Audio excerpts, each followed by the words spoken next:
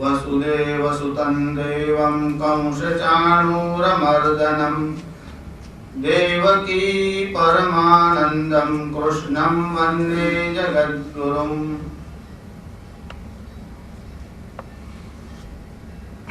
मंचस्थ अधिकारी वृंद, समुपस्थित सभी आत्माएं, इस जगत में तीन वस्तुएं बड़ी दुर्लभ है। दुर्लभम त्रयमेवैतद्देवानुग्रह हेतुकम, और वह ईश्वर की कृपा से ही उपलब्ध होती है। उसमें पहली वस्तु है मनुष्यत्वम, मानी मनुष्य का शरीर। मुमुक्षुत्वम, मानी मोक्षो में भूयात् इति इच्छा, मोक्ष की प्राप्ति की इच्छा। और महापुरुष संश्रय, और महापुरुषों का समागम। ये तीन वस्तुएं ईश्वर के अनुग्रह, माने ईश्वर की कृपा से ही प्राप्त होती है। तो मनुष्य का जन्म हमको मिल गया है, ये हमारा सौभाग्य है। वस्तुतः इस सृष्टि में बहुत प्रकार के जीव हैं। 84 लाख प्रकार की योनियां हैं। इसमें 4 मुख्य विभाग है। एक जीव होता है उद्भिज, जो जमीन को फाड़ करके बाहर आता है, जिसे हम कहते हैं वनस्पति। जो जमीन फाड़ कर बाहर आते हैं उनको कहते हैं उद्भिज। एक जीव होते हैं स्वेदज, जो पसीने से पैदा होते हैं, जैसे जू है, खटमल है। ये जो जीव है वह प्रस्वेद से पैदा होता है। यह जो संस्कृत का प्रस्वेद है, उससे ही स्वेद से ही स्वेट शब्द अंग्रेजी का बना है। केवल अंग्रेजी में नहीं, दुनिया भर की जितनी भी भाषाएं है वह संस्कृत से ही निर्माण हुई है। आप जिस समिति का गठन करने जा रहे हो, वो कमिटी शब्द जो है वह संस्कृत का समिति शब्द है।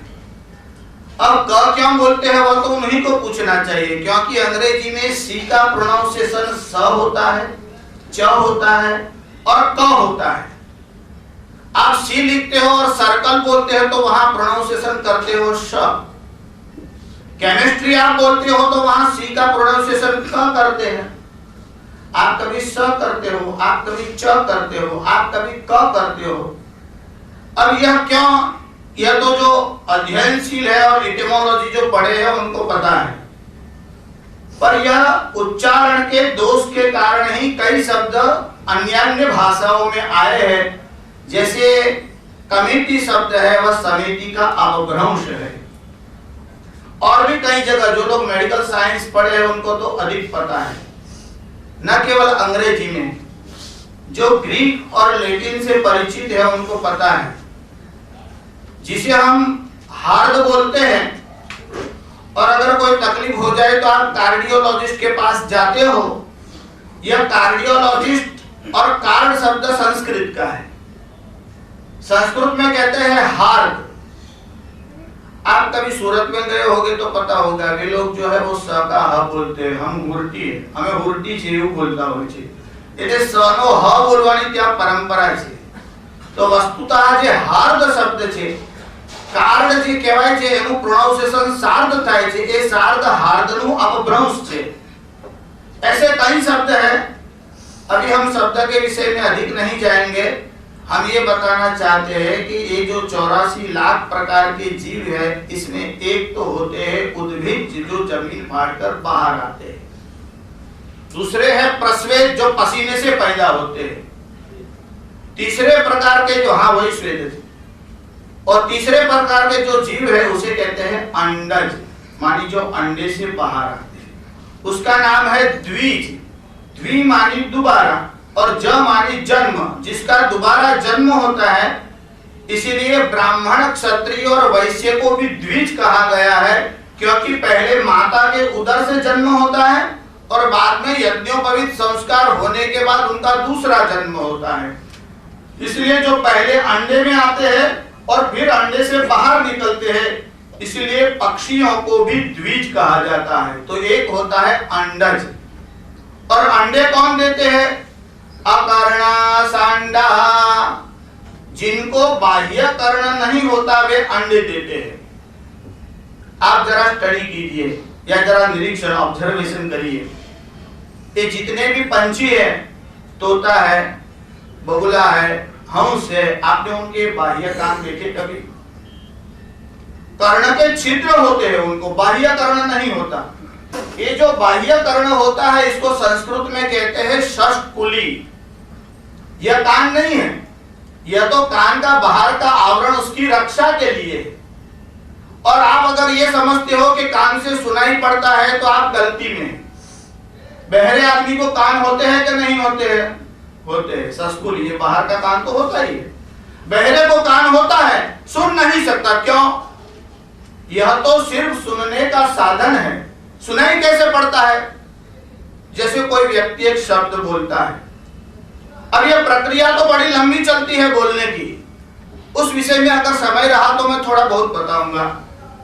आप अपने मित्र के यहां गए, आपने उसे नाम लेकर के पुकारा, और आप जब बोलते हैं तो ये जो ध्वनि के आंदोलन जो है वह आपके मुंह से निकलते हैं।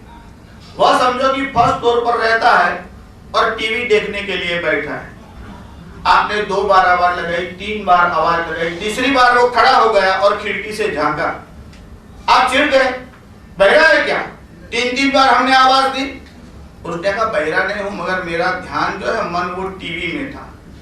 तात्पर्य यह कि ध्वनि के जो आंदोलन है वो कान तक पहुंचते हैं और कान से कर्णेंद्रिय तक पहुंचते हैं। कर्णेंद्रिय उसे मन तक पहुंचाती है और मन से रिफ्लेक्ट होकर के वह आता है। अगर मन कहीं और लगा है तो आपको सुनाई नहीं पड़ता। इसलिए सुनने के लिए केवल कान पर्याप्त नहीं है या षष्ठकुली पर्याप्त नहीं है, उसके बाद कर्णेंद्रिय ठीक होनी चाहिए। कर्णेंद्रिय ठीक हो तो भी मन नहीं लगेगा तो न सुन सकोगे। इसलिए कर्णेंद्रिय जो है वो मन के साथ जुड़ी रहती है। मन उसे बुद्धि के पास ले जाता है और बुद्धि उसे आत्मा के पास ले जाती है और वहां से रिफ्लेक्ट होकर के सारी प्रक्रिया होती है। तब जाकर के आप सुनते हो, बोलते हो, देखते हो। इन सभी क्रियाओं में इतना वक्त लग जाता है। केवल शरीर बोल नहीं सकता, केवल शरीर सुन नहीं सकता। शरीर मात्र साधन है। आप कोई भी कार्य कर रहे हो, जैसे कोई इंस्टीट्यूट कोई चला रहा है, कोई बिजनेस कर रहा है, मैनेजमेंट हो रहा है, इन सब के लिए 5 वस्तुएं आवश्यक होती है। कार्य की सिद्धि तभी हो सकती है जब ये 5 वस्तु आपके पास हो। इसलिए मैनेजमेंट के विषय में भी आपको कुशल होना हो तो गीता ने जिन वस्तुओं को बताया है आप इन 5 बातों को ध्यान रखिए, तब आप उसमें कुशल हो सकते हो। किसी भी कार्य की सिद्धि इन 5 साधनों से हुआ करती है। गीताकार कहते हैं पहला कारण क्या है? अधिष्ठानं तथा कर्ता करणंच पृथक विधम विविधश्च पृथक चेष्टा दैवं चैवत्र पंचमम। यह 5 बात जब इकट्ठी हो जाए तभी कार्य सिद्धि हो सकती है, इसके सिवा नहीं हो सकती। उसमें पहली बात कौन सी है? अधिष्ठानम। अधिष्ठान किसे कहते हैं? अधिष्ठान मानी बॉडी, जिसे हम देह कहते हैं, शरीर कहते हैं। शरीर क्यों कहते हैं इसे? शीर्यते इति शरीरम। जैसे बर्फ धीरे धीरे पिघलता है वैसे धीरे धीरे शीर्यते शनैः जीर्ण होता जाता है, इसीलिए इसका नाम है शरीर। इसका नाम देह क्यों है? दह्यते इति देह, जिसका दहन किया जाता है, मरने के बाद जिसको जलाया जाता है, इसलिए इसको बोलते हैं देह। इसका एक नाम है घट, घट्यते, क्योंकि इसको घड़ा जाता है। जैसे कुंभकार घट को बनाता है वैसे इस शरीर को बनाया जाता है। कैसे बनता है? कौन बनाता है? किसकी आज्ञा से बनाता है? कौन से मटेरियल से बनाता है? यह सब विषय शास्त्रों में बताए गए हैं। ये विषय बड़े सूक्ष्म भी है। अब ये तो शास्त्र का जो विषय है वो तो इतना बड़ा है कि कई दिनों तक, कई समय तक आप सुनते रहो तब किसी एक विषय को आप थोड़ा बहुत समझ सकते हो। अभी मैं तो मैनेजमेंट का विचार करके थोड़े बहुत सूत्र आपको बता रहा हूं। अब ये तो गोडाउन बहुत बड़ा है, ये कोई लोग प्रोडक्शन करते हैं ना तो फैक्ट्री साथ लेकर के नहीं घूमते, सैंपल पास में रखते, इसी को दिखा देते हैं। अब हम लोग थोड़ा थोड़ा सैंपल आपको दिखाएंगे। गोडाउन तो बहुत बड़ा है, इसके लिए तो आपको बहुत वर्षों तक सुनना होगा। तो औरतें जब रसोई बनाती है, जैसे खिचड़ी बनाती है, तो एक दो दाने लेकर के देखती है हो गई कि नहीं। पूरी निकालने की जरूरत नहीं होती, सैंपल पर्याप्त है। अब पूरी निकाल लेंगे तो खाओगे क्या? तो मैं आपको थोड़े थोड़े सैंपल बता रहा हूँ। तो आप जिस कार्य को करना चाहते हो, तो आपका गोल क्या है, लक्ष्य क्या है, ये आपको पता होना चाहिए। बिजनेस की बात तो साथ साथ में होती ही जाएगी, मैं तो मुख्य लक्ष्य की भी बात आपको बताता जाऊंगा। लक्ष्य किसे कहते हैं? मनुष्य का जीवन किस लिए है? देखिए, आप कहीं ट्रेन में बैठे हो, फ्लाइट में बैठे हो, आपके साथ आकर के कोई बैठ गया, ट्रेन स्टार्ट हो गई या फ्लाइट उड़ने लगा। अब स्टार्ट होने के बाद वो आपको पूछ रहा है कि ये ट्रेन कहाँ जा रही है, तो आपको आश्चर्य होगा, अरे बैठ गया है और अब पूछ रहा है ट्रेन कहाँ जा रही है। मतलब आपको कहाँ जाना है इतना पता नहीं है, तो आपकी यात्रा व्यर्थ होती है। मनुष्य होकर के आपको कहाँ पहुंचना है यह पता नहीं है, और आप जी रहे हो, कहाँ जाना है पता नहीं है। जीते क्यों हो? मौत नहीं आ रही इसलिए। ये कोई उत्तर है? तो क्यों जीते हो, कहां पहुंचना है, लक्ष्य क्या है, इसका पता हर एक मनुष्य को होना चाहिए। जीव मात्र का लक्ष्य होता है शिव, मानी परमात्मा। जीव मात्र की यात्रा तभी समाप्त होगी जब वह शिव के पास पहुंचेगा। समझ से जाएगा, इच्छा से जाएगा व अनिच्छा से, मगर पहुंचना तो वहां है, तब तक यात्रा समाप्त नहीं होगी। यह जीव की ही बात नहीं है, संसार भर के किसी भी पदार्थ को, किसी भी द्रव्य को आप देख लीजिए, जब तक वह अपने उत्पत्ति स्थान में पहुंच नहीं जाता, उसकी यात्रा समाप्त नहीं होती। आप एक कंकड़ को ले लीजिए भूमि पर से, अब आप उसको आकाश में बहुत जोर से फेंकिए, वह ऊपर जाएगा। नीचे आने के लिए आपको बुलाना नहीं पड़ेगा, वह अपने आप आएगा। उसकी यात्रा कब समाप्त होगी? जब आकर के वो भूमि में मिल जाएगा। जब तक वो जमीन से निकला है और जमीन पर आकर के नहीं गिरता, तब तक उसकी यात्रा बंद नहीं होती, क्योंकि वो जमीन से निर्माण हुआ है। आप जल को देख लीजिए, चाहे तालाब में हो, चाहे सरोवर में हो, कहीं भी गिरे, पहुंचना कहाँ है? समंदर में। जब तक वह समंदर में नहीं पहुंचती जल की बूंद, तब तक उसकी यात्रा जारी रहती है। तो समस्त जल जो है, उसका उद्गाता, उसका मूलभूत स्थान महासागर है, और जब तक वह महासागर में नहीं जाता, तब तक उसकी यात्रा चालू रहती है। समस्त अग्नि कहां से आती है? आप किसी मोमबत्ती को जलाइए, आप किसी लकड़ी को जलाइए, लकड़ी की जो फ्लेम है, ज्योत, वह ऊपर की ओर जाती है। आप लकड़ी को नीचे भी करिएगा तो भी फ्लेम ऊपर की ओर जाएगी। क्यों? कि सूर्य नारायण की ओर ही सभी ज्योत जाती है। सभी अग्नि का उद्गम स्थान सूर्य नारायण है। तो दुनिया भर की ज्योति सूर्य नारायण की ओर जाती है, दुनिया भर का जल समंदर में जाता है, दुनिया भर का कोई भी कंकड़ पत्थर वह भूमि में आकर ही गिरता है। विश्व के ब्रह्मांड के सभी जीव जब तक शिव में आकर के नहीं मिलते, उनकी यात्रा चालू ही रहती है। तो जीव मात्र का लक्ष्य होता है ईश्वर की प्राप्ति। आप व्यापार कर रहे हो तो उसमें भी आपको सफल होना है। आप कोई और कार्य कर रहे हो, आप गेम खेल रहे हो, उसमें भी आपको सफल होना हो। किसी भी विषय में आपको सफलता चाहिए तो पहले लक्ष्य का पता होना चाहिए। इसलिए हमारे यहाँ साहित्यकारों ने लिखा कि लाइन करो क्लियर, जीवन मानो फियर, भगवान तमारी नियर, तमे भगवान ना डियर, तमे केवाओ क्लेवर, भले तमे हो ड्राइव। समझ गए बात? आप क्या करते हो या इमटेरियल है, भले ही आप ड्राइवर क्यों ना हो। लाइन करो क्लियर, मतलब लक्ष्य आपका स्पष्ट होना चाहिए, क्या करना है, किस लिए आप यहाँ आए हो। जीवन मानो फियर, तो फिर आपके जीवन में कहीं चिंता का कोई स्थान नहीं है, अगर लक्ष्य का पता हो। भगवान तुम्हारी नियर, तभी आप ईश्वर के पास। तभी भगवान ना डियर, તમે પેલું ગુજરાતી હિન્દી વાળું ડિયર સમજશો તે પણ ડિયર અંગ્રેજીમાં એના ઉપરથી જ આવે. જે પ્રિય હોય તેને દેવર કહેવાય અથવા ડિયર કહેવાય. કેમ કે દેવર અને ભાભીનો જે રિશ્તો છે ને તે બહુ નજીકનો કહેવાય, એમ સ્નેહવાળો રિશ્તો છે એમ. તમે ભગવાનના ડિયર, તમે કહેવાઓ ક્લેવર, इसी में आपकी कुशलता है। भले तमे हो ड्राइवर, चाहे आपका कार्य कोई भी हो, किसी भी काम को करिए, कोई भी काम घटिया नहीं है। कोई भी काम जिसका निषेध किया गया है धर्म शास्त्रों में, वह काम नहीं करना चाहिए। बिजनेस करना हो तब भी धर्म की आवश्यकता है, आपको शासन चलाना हो तब भी धर्म की आवश्यकता है, आपको पढ़ाना हो तब भी धर्म की आवश्यकता है, आपको ड्राइविंग करना हो तब भी धर्म की आवश्यकता है। साधारणतः लोग ये समझते हैं, ये जो पार्लियामेंट में बैठे हैं कभी कभी बोलते हैं, मुंह खोलने से पहले दिमाग खोलते तो और भी अच्छा होता है। कई बार उन्होंने ऐसा स्टेटमेंट दिया है कि राजनीति में धर्म का स्थान क्यों होना चाहिए या राजकारण में धर्म की क्या आवश्यकता है। पहले तो इनको यही पता नहीं है कि धर्म क्या है। कोई भी व्यक्ति अगर इतना जानता कि धर्म का अर्थ क्या है तो इस प्रकार की बैसिर बात नहीं करते। धर्म का अर्थ क्या होता है? धारणा धर्म मित्याहु धर्मो धारयते प्रजा। जो समस्त प्रजा को धारण करने की शक्ति सामर्थ्य रखता है उसका नाम धर्म है। दशकम धर्म लक्षणम। जैसे हमारा कॉन्स्टिट्यूशन है वैसे धर्मशास्त्र में भी एक संविधान कॉन्स्टिट्यूशन है जिसके देने वाले भगवान मनु हैं, उनको कहते हैं लॉ गिवर।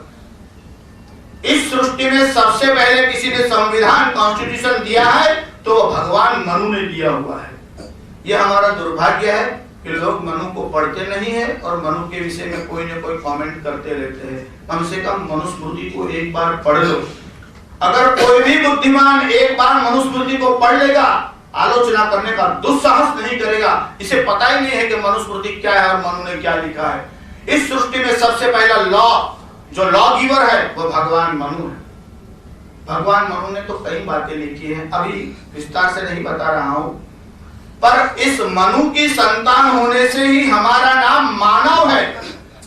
इसलिए हमारे यहाँ पहला आदेश दिया गया है कि बड़ी बड़ी बातें करते हो दुनिया की और समाज की सुधारना की, पहले मनुर्भव मानी मनुष्य बनो। अगर आप मनुष्य बन जाओगे फिर दुनिया को सुधारने की आवश्यकता नहीं पड़ेगी। मनुष्य कौन है? जो मनु के आदेश अनुसार चलता है।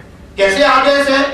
शास्त्र में दो प्रकार के आदेश होते हैं, एक होता है पॉजिटिव, एक होता है नेगेटिव। एक होता है विधेयात्मक, एक होता है निषेधात्मक। माने इदम कुरु ऐसा करो, इदम मा कुरु ऐसा मत करो। तो शासनात् इति शास्त्रम, जो शासन करता है उसका नाम शास्त्र है। जैसे ट्रेन जा रही और वो हरी झंडी दिखा रहा है, कोई लाल झंडी दिखा रहा है, और अगर ड्राइवर यह सोचने लगेगा कि यह लाल चिथड़ा दिखा रहा है मैं क्यों रुकूं, ऐसा नहीं हो सकता। ये लाल चिथड़ा नहीं है, यह शासन है इसका कि रेड सिग्नल बता रहा है, इसका मतलब आगे कोई काम चल रहा है, अगर आगे जाओगे तो खतरा है। इसी प्रकार मनुष्य के लिए शास्त्रकारों ने ये नियम बनाए हैं, उसे ही कहते हैं शास्त्र के ऐसा करो ऐसा नहीं करो।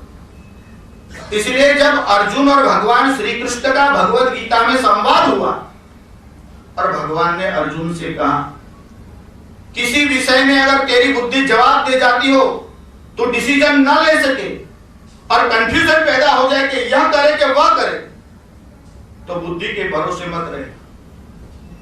निर्णय कैसे लेना है? तस्मात् शास्त्रम प्रमाणन्ते कार्य कार्य व्यवस्थितो। हे अर्जुन, जब कार्य और अकार्य के विषय में तेरे मन में संदेह निर्माण हो जाए तो शास्त्र की आज्ञा क्या है? तस्मात् शास्त्रम प्रमाणन्ते, शास्त्र के अनुसार चलना चाहिए। कोई बड़ा बुद्धिमान हो, अपने आप को समझता भी हो और वो ऐसा समझे कि शास्त्र से क्यों चले, हम अपनी बुद्धि से चले, तो शास्त्रकार कहते हैं ऐसा संभव नहीं है। मतयो यत्र गच्छन्ति तत्र गच्छन्ति वानराः। वानर भी जब कूदता है तो अपनी बुद्धि के अनुसार चलता है। इसके मन में विचार आता है कूदू, इसको पूछने की परमिशन की जरूरत नहीं है, इसको लॉ जानने की जरूरत नहीं है, बस वो कूद जाता है। उसके मन में विचार आया कि ये फल ले लो तो ये हमारा है पराया है, ये मनुष्य को सोचना पड़ता है, क्योंकि ये जो आईपीसी की जो कलम है ना, इंडियन पिनल कोड, वो मनुष्य के लिए है, हर एक प्राणी के लिए नहीं है। कुत्ता अगर काट खाएगा आपको कौन सी कलम लगेगी? अगर आप किसी को काटते हो तो कलम लगती है। तो यहाँ जो अपराध होते हैं उसकी सजा तो आपको कोर्ट में मिलती है। जो मनुष्य हाथ से करता है, शरीर से करता है, वह तो अपराध है, मगर मन से जो करता है उसका नाम पाप है। पाप की सजा कोर्ट नहीं दे सकती और अपराध जो है उसकी सजा कोर्ट दे सकती है। पाप शरीर से भी होता है, मन से भी होता है। अपराध जो है वह शरीर से ही होता है, मन से अपराध नहीं हो सकता। आप अपने किसी स्थान में बैठे हो और रोड पर से कोई स्त्री कन्या जा रही है, आपके मन में ऐसा गलत विचार आया कि मैं इसका अपहरण करके भाग जाऊं, तो आपके मन में विचार आया, इसलिए तो ये पाप है, अपराध नहीं है। मगर आप अपने घर से बाहर निकल करके उसका हाथ पकड़ लेते हो, अब वो अपराध हो जाता है, क्योंकि इसमें देह शामिल हो गया।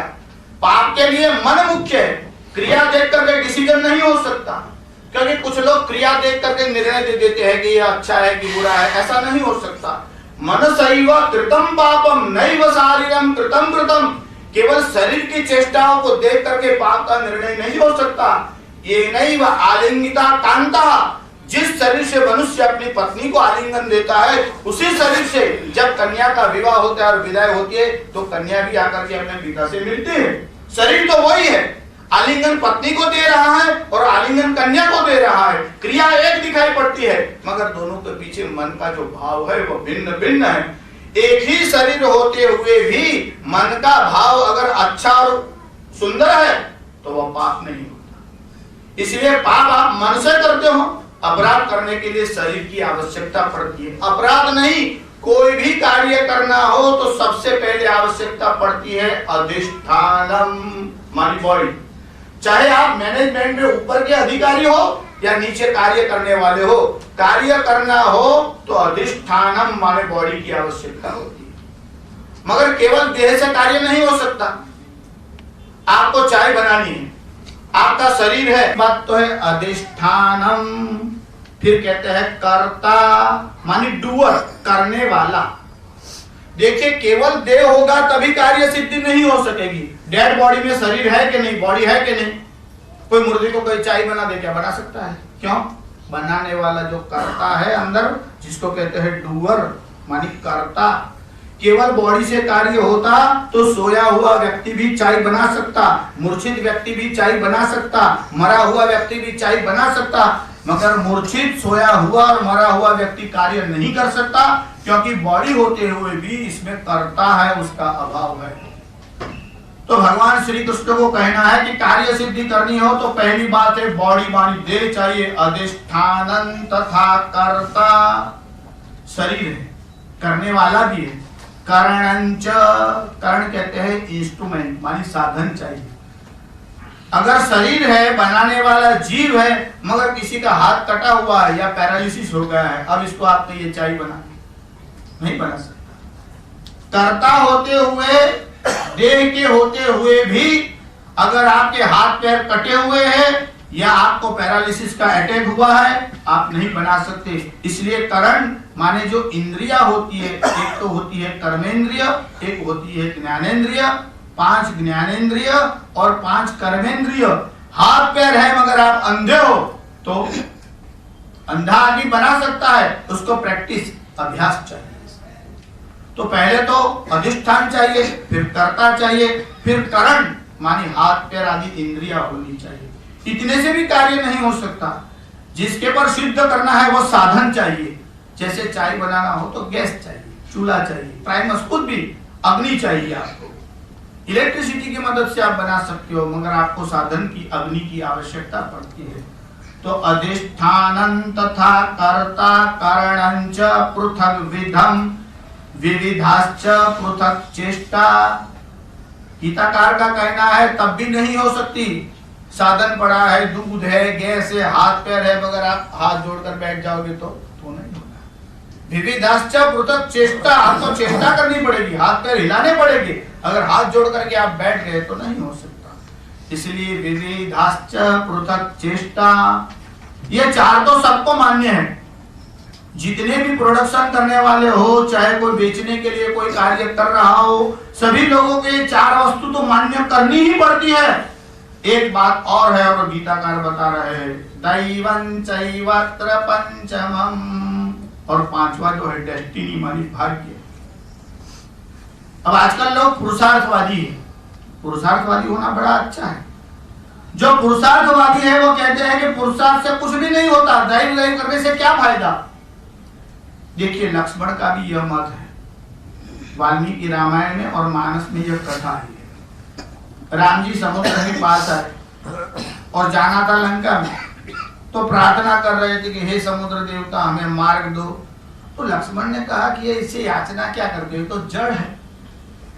लोग कहते हैं कि दैव होगा तब होगा, तो लक्ष्मण ने कहा दैव दैव आलसी पुकारा। ये तो आलसी लोग है, वो दैव दैव करते हैं, उनको कुछ करना नहीं इसलिए दैव का नाम लेते हैं। और लक्ष्मण भगवान से कह रहा है कि प्रभु इनको समझाना नहीं है और ना दैव के लिए हमको राह देखनी है, बस आप धनुष से उठाइए, देखिए ये मानता है कि नहीं। किसी को शक्ति में भरोसा है, किसी को पुरुषार्थ में भरोसा है। राम जी ने लक्ष्मण से कहा जरा धैर्य रख, वो मैं वही करने वाला हूं, थोड़ा धीरज रख। मतलब भगवान भी इस मार्ग को जानते हैं, मगर पहला तो उपाय तो यह है कि जो काम प्रेम से हो जाता है अच्छा है। शस्त्र तो तब उठाना पड़ता है जब वो अधीन नहीं होता है। और जब समुद्र नहीं माना तब जाकर के राम जी ने धनुष से लिया और कहा शरण्यर दग्धतो यस्य परिशुष्यति सागर। हे सागर, मैं तुझे सोखने का सामर्थ्य रखता हूं, मगर तेरे भीतर ये जो जीव है, अगर मैं समुद्र के जल को सोख लूंगा मेरे प्रभाव से, शक्ति से, तो अंदर के जीव मर जाएंगे। और मैं नहीं चाहता कि मेरी कार्य की सिद्धि के लिए दूसरे जीवों को कोई कष्ट उठाना पड़ा। और तब जाकर के समुद्र बाहर निकला और भगवान के सामने झुक गया। तो पुरुषार्थ जो है वो बहुत करने का सामर्थ्य रखता है। अब आप कहिए पुरुषार्थ और भाग्य दोनों में भेद क्या है? जो वासी पुरुषार्थ है उसी का नाम भाग्य है। कल जो आपने पुरुषार्थ किया था वो आज का भाग्य हो गया। गत जन्म में जो आपने पुरुषार्थ किया था वो इस जन्म में भाग्य हो गया। तो पहले किया हुआ जो पुरुषार्थ है उसी का नाम डेस्टिनी है। तो जो पुरुषार्थ को मानते हैं और जब पुरुषार्थ का फल आ जाता है जिसे भाग्य कहते हैं, उसका आप अस्वीकार कैसे करोगे? आप गए खेत में और आपने उसमें गेहूं के बीज डाल दिए, अब आप घर वापस आ गए, अब वहां आग लगेगी, ओला गिरेगा, बारिश गिरेगी, अकाल पड़ेगा, अधिक पानी बरसेगा, वह तो आपके हाथ में है नहीं। तो इसका जो फल मिलेगा वह आपके हाथ में नहीं है। इसीलिए अगर फल की आत्यंतिक वासना रखोगे तो आपको दुख की प्राप्ति होगी। फल का विचार अवश्य करिए, मगर इतना अटैचमेंट न रखे कि फल न आवे तो आपको दुखी होना पड़े। इसलिए गीताकार ने कहा निष्फलता जो है वह अनुत्साह को लाती है। आपको कोई टारगेट दे दिया गया, समझो आपसे पूरा नहीं हो सका, अब आपका उत्साह खत्म हो जाएगा। तो आपको कोई खड़ा करने के लिए चाहे कि होता है कि कई बार नहीं भी होता है, इस बार नहीं हुआ अगली बार हो जाएगा। तो आपका जो विश्वास है उसको दृढ़ करने के लिए किसी की आवश्यकता होती है। तो भगवान ने कहा कि अगर कार्य करना है तो फल का विचार तो करना चाहिए, मगर फल में आसक्ति मत रखो, क्योंकि यह आपके हाथ की बात नहीं है। इसलिए गीताकार ने कहा कर्मण्येवाधिकारस्ते मा फलेषु कदाचन। कर्म में तो तेरा अधिकार है, फल में तेरा अधिकार नहीं है। तो यह तुम्हें दैव डेस्टिनी के ऊपर छोड़ना पड़ता है। और आप ये मत समझना कि आप कमजोर है इसलिए दैववाद को लाते हो। एक वो ऐसी फॉर्मूला नहीं है कि जो आपके साहस को दूर करने वाली है। यह तो ऐसी फॉर्मूला है जो आपके उत्साह को बढ़ाती है। विश्व के जितने बड़े बड़े पुरुषार्थी लोग हुए हैं, आप उनके जीवन का जरा अध्ययन कीजिए। और जितने भी संप्रदाय हैं, अभी मैं धर्म शब्द का प्रयोग नहीं कर रहा, क्योंकि वेदो खिलो धर्म मूलम, धर्म तो एक ही होता है। जैसे कोई बड़ा वृक्ष होता है, इसकी ब्रांच शाखाएं तो बहुत होती है, उन शाखाओं को कहते हैं मत, मजहब, संप्रदाय, रिलीजियन। तो यह जो है वो तो ब्रांच है, और धर्म जो है वो मूल है। धर्म तो एक ही होता है। आप कहोगे शास्त्री जी इतने सारे धर्म है, वर्ल्ड रिलीजियन का हम फिलोसॉफी में अभ्यास कर चुके हैं, तो वहां आप धर्म शब्द का जो प्रयोग करते हो वहां धर्म शब्द मुख्य अर्थ में नहीं आता है। धर्म शब्द के अलग अलग रेफरेंस में भिन्न भिन्न अर्थ होते हैं। कैसे? जैसे आप कहते हो कि एक पिता का धर्म क्या है, एक माता का धर्म क्या है, पति का धर्म क्या है, पत्नी का धर्म क्या है। वहां धर्म शब्द ड्यूटी के अर्थ में आया है कि पति का धर्म क्या है, मानी पति की ड्यूटी क्या है। तो धर्म शब्द कभी कभी ड्यूटी के अर्थ में आते हैं, जिन्हें આપણે ગુજરાતીમાં કહીએ ફરજ। ये तुम्हारी फरज છે, ये तुम्हारी ड्यूटी છે, ये तुम्हारा कर्तव्य છે। तो कहीं कर्तव्य और ड्यूटी के अर्थ में धर्म शब्द आया है, पर जहां वेदों और शास्त्रों में धर्म शब्द आया है वहां तो धारणा धर्ममित्याहुः, जिसे विज्ञान की भाषा में क्या कहते हैं, जैसे उष्णत्व यह अग्नि का धर्म है। जो ठंडा है उसे अग्नि नहीं कह सकते, अग्नि का एक ही धर्म है और वह है उष्णत्व। जिसे हम त्व कहते हैं वो होता है धर्म। जो कभी खलास ही नहीं होता, जो नष्ट ही नहीं होता, और नष्ट हो जाए तो वो वस्तु रहती ही नहीं। जब तक उष्णत्व है तभी तक उसको अग्नि कहा जाएगा, जब उष्णत्व नष्ट हो जाएगा तो अग्नि ही नहीं कहेंगे उसको। अग्नि कभी ठंडा होता ही नहीं है, न भूतो न भविष्यति, न भूतकाल में कभी अग्नि ठंडा था, न तो कभी भविष्य में अग्नि ठंडा रहेगा। अग्नि पहले भी गर्म था, आज भी गर्म है, और कभी आने वाली पीढ़ियों में कोई देखेगा तो भी अग्नि गर्म ही रहेगा। जो शाश्वत होता है, जो इटर्नल होता है, धर्म शाश्वत होता है। बाकी जो सब वस्तु है, शास्त्रों में कहा है कि धर्म को छोड़कर, परमात्मा को छोड़कर दुनिया में कोई वस्तु शाश्वत इटर्नल नहीं है, परमानेंट नहीं है। इस जन्म में आपकी माता ये है, दूसरे जन्म में ना भी हो। इस जन्म में आपके पिता ये है, दूसरे जन्म में ना भी हो। जितने भी रिलेशन है वो बदलते जाते हैं। आपके बॉस ये है, अरे दूसरे जन्म की बात क्या है, इस जन्म में बॉस बदल जाते हैं। बॉस की कहां बात करते हो, पति बदल जाते हैं, पत्नी बदल जाती है। आजकल तो इतनी बार लोग विवाह करते हैं। तो इस संसार में रिलेशन बदलते जाते हैं। जो नहीं बदलने वाली है, अपरिवर्तनशील वस्तु है, वह एक ही है, और धर्म एको ही निश्चल। अगर कोई निश्चल वस्तु है तो धर्म है। मनुष्य को जब पृथ्वी पर भेजा गया तो 4 वस्तुओं का ध्यान उसे रखना चाहिए था, और ये आज्ञा भी मिली हुई थी। ये 4 पुरुषार्थ, धर्म, अर्थ, अर्थ माने जिसे हम द्रव्य कहते हैं, कमाते हैं, तो धर्म, अर्थ, काम, यानी शरीर के सुख के लिए जो प्रयत्न किया जाता है, जो कामना है, इच्छा है, डिजायर है। काम माने शरीर का सुख, तो धर्म, अर्थ, काम और मोक्ष माने ईश्वर की प्राप्ति के लिए प्रयत्न। तो शास्त्रकारों ने, भगवान वेदव्यास ने लिखा कि इसमें धर्म पहला है। इसलिए हमें अर्निंग करना हो, धन कमाना हो, तो भी धर्म से अर्थ कमाना चाहिए। और शास्त्र की आज्ञा के अनुसार काम मानी भोग भोगना चाहिए, और फिर मोक्ष के लिए प्रयत्न करना चाहिए। और हम समझते हैं धर्म की आवश्यकता ही नहीं है, और ये बोलते भी है पार्लियामेंट में, धर्म की आवश्यकता क्या है। उनको कहना चाहिए धर्मेण हीना पशुभिः समाना। मनुष्य और पशु में जो भेद है वह यही है कि मनुष्य धर्म के विषय में समझ सकता है, पशु समझ नहीं सकता।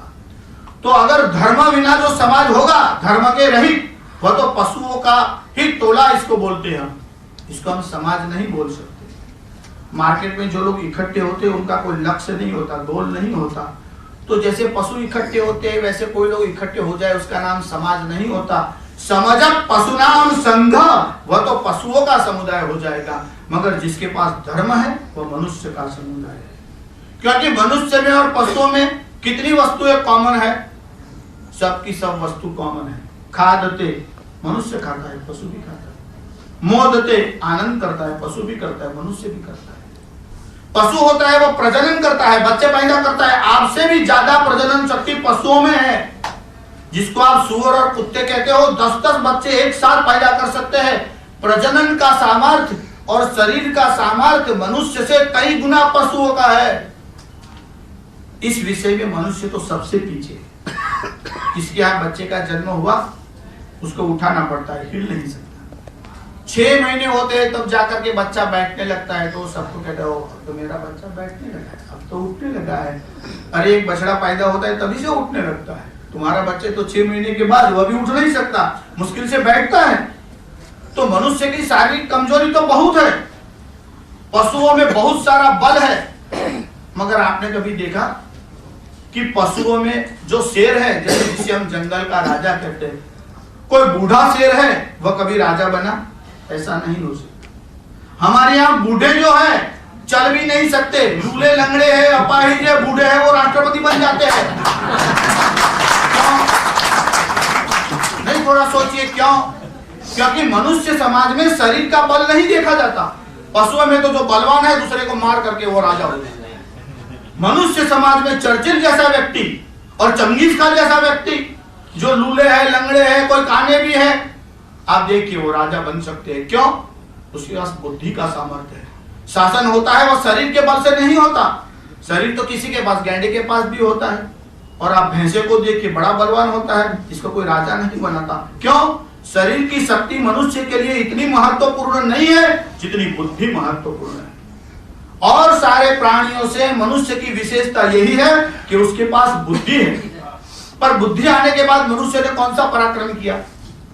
आप वो बच्चों की किताबों में नहीं एक कथा सुनते हो, वो 5वीं 7वीं कक्षा के जो बच्चे होते हैं उनकी किताबों में स्टोरी आती है कि कोई ऋषि ध्यान कर रहे, एक चूहा वहां आया। अब ऋषि का ध्यान खुला, चूहे ने कहा मेरी रक्षा कीजिए। ऋषि ने कहा क्यों? कि बिल्ली मुझे मारना चाहती है। ऋषि ने कहा डरता क्या है, मेरा सामर्थ्य देख। हाथ में जल लिया और उसके पर जल छिड़क करके कहा तावत पम मार जाओ भवा, आज से तू बिल्ली बन जा। और जैसे ही जल छिड़का वो चूहा बिल्ली। एक दिन हुआ कि बिल्ली भागती हुई आई, ऋषि को कहा रक्षा करो मेरी, क्योंकि कुत्ता मुझे मारने आया है। ऋषि ने कहा ऐसी बात है, फिर हाथ में जल लिया, तावत त्वम शो भव, तो कुत्ता बन जा। फिर से वो कुत्ता आया 2 दिन के बाद, मेरी रक्षा कीजिए, क्यों? कि व्याघ्र है, मुझे खाना चाहता है। ऋषि ने फिर जल हाथ में लिया और कहा तावत त्वम व्याघ्रो भव, तू शेर बन जा, व्याघ्र बन जा। और वो व्याघ्र बन गया तो ऋषि को कहने लगा मैं तुझे खा जाऊंगा। ऋषि ने कहा मैंने तुझे व्याघ्र बनाया, अब तू मुझे ही खा जाएगा। ऋषि ने फिर से हाथ में जल लिया और कहा पुनर्मुसको भव, फिर से चूहा बन जा। अब जो आपको वाघ बना सकता है चूहा बना सकता है कि नहीं? तो जिसने मनुष्य बनाया बुद्धि दी, अब वो कहता है भगवान है ही नहीं। भगवान ने कहा मैंने तुझे बनाया, अब तुझे प्रमाण मांगता है, कहाँ है भगवान? तो मनुष्य को जो बुद्धि दी गई उसका उपयोग भगवान के ही सामने, कहाँ है भगवान? अगर है तो दिखा दो। शास्त्री हम बातों में विश्वास नहीं करते, हमको तो कोई प्रत्यक्ष प्रमाण दो। हमारे राष्ट्रपति पहले थे डॉक्टर राधाकृष्ण, वो गए थे विदेश में कैलिफोर्निया यूनिवर्सिटी में, और साइंस के स्टूडेंट सब बैठे हुए, तो चर्चा चल रही थी, तो उन्होंने ईश्वर के विषय में कोई स्टेटमेंट कहा होगा। तो एक विद्यार्थी ने कहा कि प्लीज 1 मिनट रुकिए, थोड़ा मेरा संशय है। कहा पूछो? कहा कि हम तो विज्ञान के स्टूडेंट हैं और लेबोरेटरी में जिस वस्तु को सिद्ध किया जाता है, दिखाया जाता है, समझाया जाता है, उसी को मानते हैं। हम खाली खाली बातों में विश्वास नहीं करते। आप ऐसा कहते हो ईश्वर की बात करते हो, मगर ईश्वर है ये पहले बताओ, उसके बाद आप ईश्वर के विषय में कुछ कहना चाहते हो तो भले ही कहो। डॉक्टर राधाकृष्ण ने कहा कि ओ मैं तो भूल गया कि मैं तो यहाँ विज्ञान के विद्यार्थियों के बीच में बैठा हूँ। हाँ मेरे मन में भी एक संशय हुआ है, जरा आप कहिए। कहा कि आपके मन में यह प्रश्न कैसे निर्माण हुआ? तो उस बच्चे ने कहा क्यों, हम बुद्धिमान हैं। तो राधाकृष्ण ने कहा कि भाई मैं आपकी बात कैसे मान लूं, मुझे आपकी बुद्धि को दिखाइए, जो दिख नहीं सकती उसके विषय में मैं कैसे मान लूं? आप बुद्धि को दिखाइए, फिर मैं मानूं कि आप बुद्धिमान हैं। तो उसने कहा कि अगर हम बुद्धिमान न होते तो इन वस्तुओं को कैसे समझ सकते? तो डॉक्टर राधाकृष्ण ने कहा कि ये टॉर्च है ना, इसके प्रकाश में, लाइट में ये सब वस्तुएं दिखती है कि नहीं? कहाँ दिखती है? कि इस प्रकाश से शहर क्यों नहीं दिखता? कहा कि शहर के कारण तो ये प्रकाश आ रहा है, कि जिसके कारण ये बुद्धि चल रही है वही शक्ति, वह परमात्मा शक्ति है, उसको बुद्धि से कैसे देखा जाए? आप टॉर्च के प्रकाश में बाहर पड़ी हुई वस्तुओं को देख सकते हो, उसी प्रकाश से आप शहर को नहीं देख सकते। बुद्धि को चलाने वाली जो शक्ति है वो परमात्मा शक्ति है। पूछने को तो आप यह भी पूछ सकते हो कि मगर परमात्मा है तो हम कैसे मान ले, उसका प्रमाण क्या है? और सबको दिख नहीं सकता तो इसका कारण क्या है? कोई एक व्यक्ति कहता है तो कोई किसे मान लेगा? हमारे यहाँ कपिल नाम के एक मुनि हुए, उन्होंने सांख्य शास्त्र की रचना की। अब ये सांख्य शास्त्र तो बड़ा अद्भुत विषय है, जो लोग फिलोसॉफी दर्शन शास्त्र पढ़े उनको पता है कि सांख्य शास्त्र क्या वस्तु है। मैं तो उसके कोई सूत्र आपको बताता हूँ। इसके ऊपर ईश्वर कृष्ण नाम के बहुत बड़े विद्वान ने एक कमेंट्री लिखी है। उन्होंने कहा है कि किसी वस्तु का जो एग्जिस्टेंस है वह आप कैसे मानते हो? दिख रहा है इसलिए एग्जिस्टेंस है ऐसा मानते हो, और जो नहीं दिख रही है वस्तु, इसका क्या एग्जिस्टेंस नहीं है? तो हम आपको एक प्रश्न पूछते हैं, अति दूरात, कोई वस्तु अति दूर है तो आपको नहीं दिख सकती। आपका ही भाई अमेरिका में रह रहा है तो आप यहां से उसको नहीं देख सकते। अति दूरात कहते हैं कि दूर की बात जाने दो, सामीप्यात्, एकदम निकट हो तब भी नहीं देख सकते। आपकी आंख के अंदर कुछ वस्तु गिर गई, आप गए आई स्पेशलिस्ट के पास और कहा कि देखो क्या गिरा है। डॉक्टर कहेगा मुझे क्यों पूछता है, तेरी आंख में तू ही देख ले। आपकी आंख में गिरी हुई वस्तु को आप नहीं देख सकते क्योंकि अति नजदीक है। अगर आपको पढ़ना भी हो तो एक निश्चित डिस्टेंस रखना पड़ता है कि इतनी दूरी पर होगा, तभी आप ऐसे ही पुस्तक को लगा दोगे आंखों से, आप नहीं पढ़ सकते। तो दूर की वस्तु नहीं दिखाई पड़ती, ऐसी वस्तु नहीं है। अति नजदीक होने पर भी नहीं दिखाई पड़ता।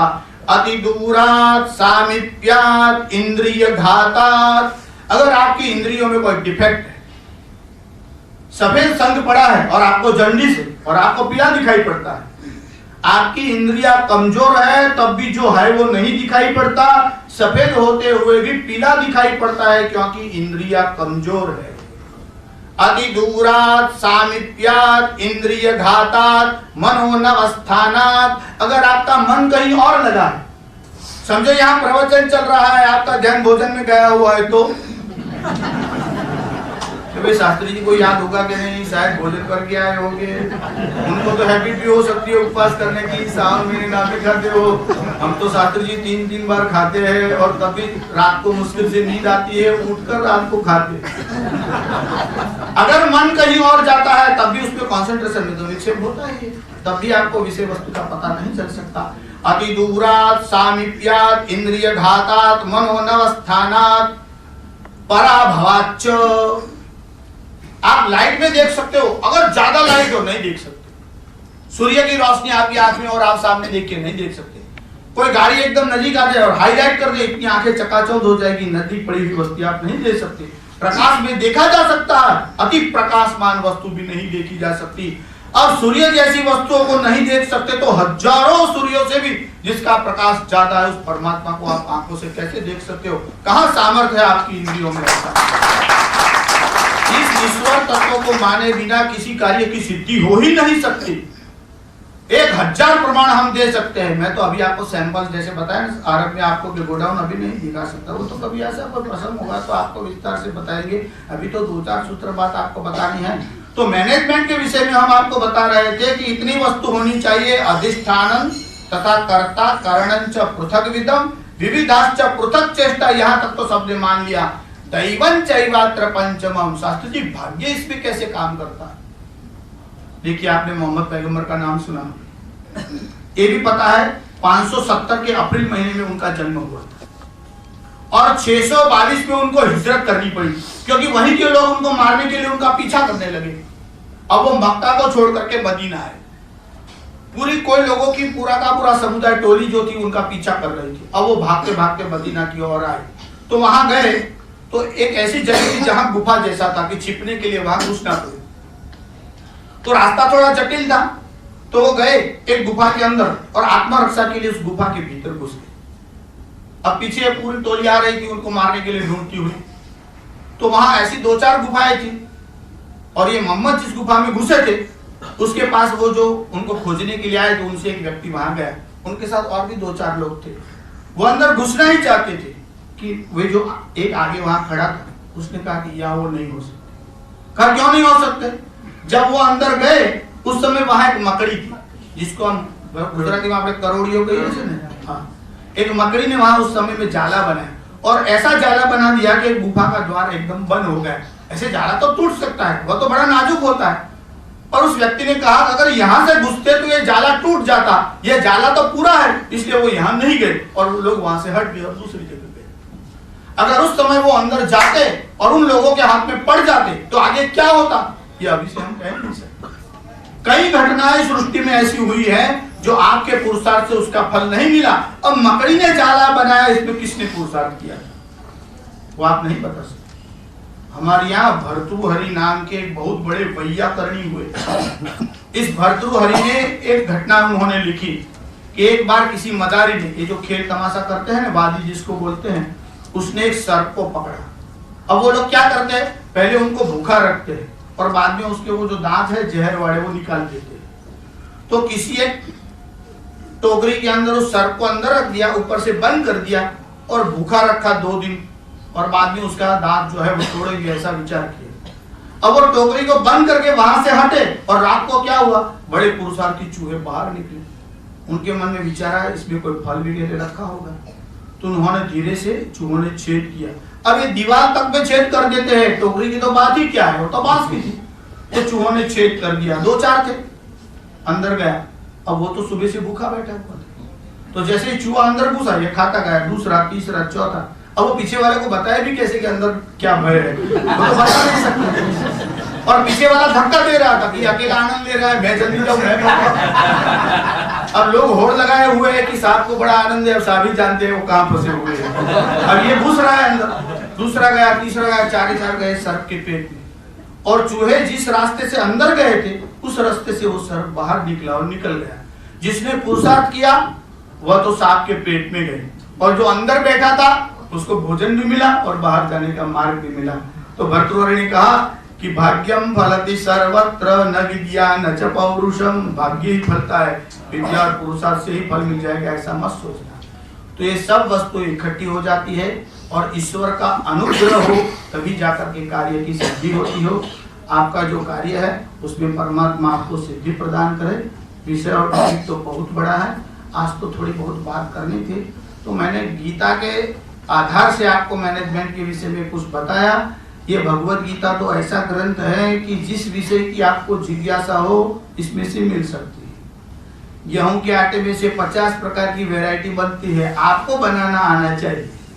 गीता ने तो इतना कुछ दे दिया है। लोग कहते हैं क्या है शास्त्रों में, क्या है शास्त्रों में, तो बहुत कुछ है, उनको पूछिए यहाँ क्या है। यस्य नास्ति स्वयं प्रज्ञा, जिसके पास अपनी अकल ना हो, शास्त्रम तस्य करोति किम, इसको शास्त्र क्या कर सकता है। लोचनाभ्याम विहीनस्य दर्पणम किम करिष्यति, अंधे को दर्पण क्या कर सकता है। मूर्खस्य किम धर्म कथा प्रसंग, मूर्ख व्यक्ति के लिए धर्मशास्त्र की कथाएं कोई काम की नहीं है। तो अपनी बुद्धि का उपयोग कीजिए, सबके ऊपर परमात्मा की कृपा हो। इतना कहते हुए मैं अपनी वाणी को विराम देता हूँ।